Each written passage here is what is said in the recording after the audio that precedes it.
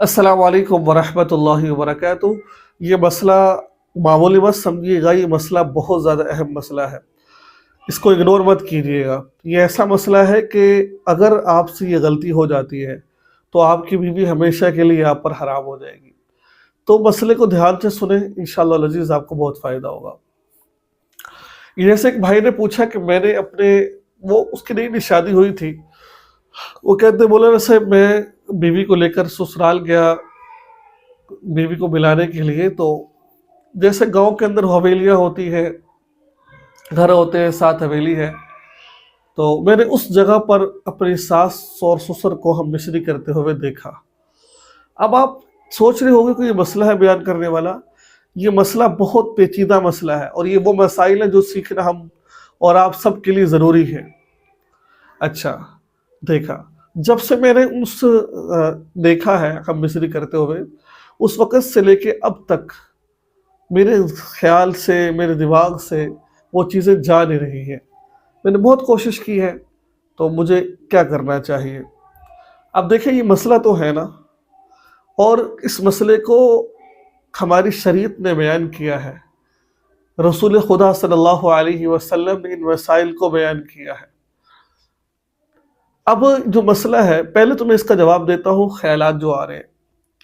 ख़यालात के बारे में जो इसका ख़यालात का इलाज बताया है, वो यही इलाज है कि इसकी तरफ तवज्जो ना दी जाए, ध्यान ना धरा जाए, इसकी तरफ गौर ना किया जाए। जैसे ख़्याल आया फ़ौरन आऊज़ु बिल्लाहि मिनश शैतानिर रजीम पढ़ लिया, और कोशिश ये की जाए हर नमाज के बाद 7 दफ़ा कुल औज़ु बिल फलक और 7 दफ़ा कुल औज़ु बिन नास पढ़कर अपने ऊपर दम कर लिया जाए, और पाँचों नमाज़ों में किसी एक वक़्त में पानी पर दम करके उस पानी को पी लिया जाए। उम्मीद है कि इंशाअल्लाहुल अज़ीज़ फिर बाद में आपको इस तरह के ख़यालात नहीं आएँगे। ठीक है? तो इसका हल यही है कि तवज्जो ना दी जाए, इसके अलावा इसका हल कोई नहीं है। और आऊज़ु बिल्लाहि मिनश शैतानिर रजीम जितना हो सके पढ़िए, और इसके इलाज के लिए सूरतुल फलक और सूरतुन नास वसवसों को दूर करने के लिए कुरान पाक में इससे बेहतर कोई सूरत नहीं है। अब मैं चलता हूँ इस की तरफ, इस मसले की तरफ। मैं आपको एक हदीस बयान करता हूँ, उस हदीस से आपको काफ़ी चीज़ समझ आ जाएगी। अब्बू हानी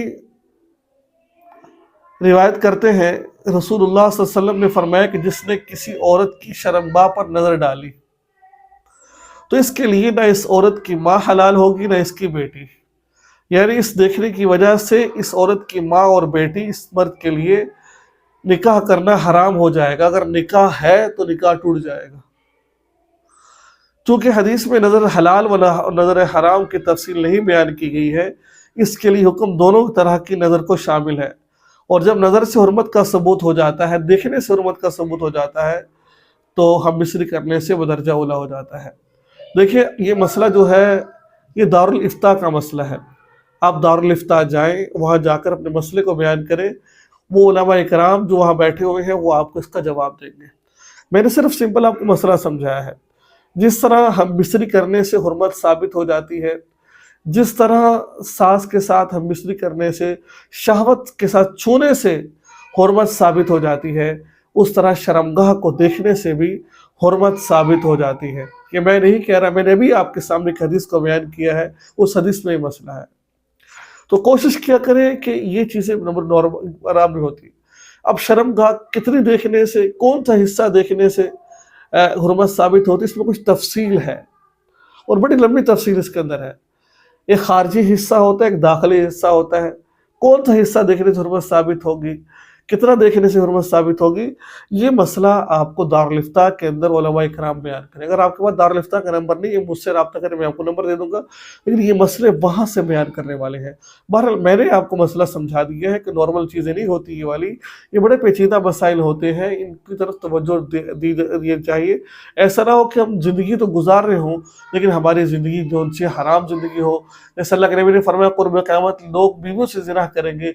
ऐसे ही हो कि हम जिसको बीवी समझ रहे हैं वो हराम हो चुकी हो और हमेशा के लिए हराम हो चुकी हो, तो क्या। तो उस भाई से मैं यही कहना चाहता हूँ कि खुदारा इसको मामूली मत समझे, एहतियात कीजिए। अगर तो आपके साथ ये मामला पेश आया है, आपने शर्मगाह उनकी देखी है, तो जाके दारुल इफ्ता रब्ता कीजिए, उनसे मसले को दरियाफ्त कीजिए। अगर ऐसा कुछ नहीं है, सिर्फ आप देखा है मिस्री करते हुए, تو پھر تو امید ہے کوئی ایسا مسئلہ نہیں ہے، آپ نے کچھ بھی نہیں ہوگا، توبہ استغفار کی جب بھی خیال آئے تو اعوذ باللہ پڑھ لیجیے آپ۔ تو مجھے امید ہے کہ مسئلہ آپ کو سمجھ آ گیا ہوگا، دعا میں یاد رکھیں۔ السلام علیکم ورحمۃ اللہ وبرکاتہ۔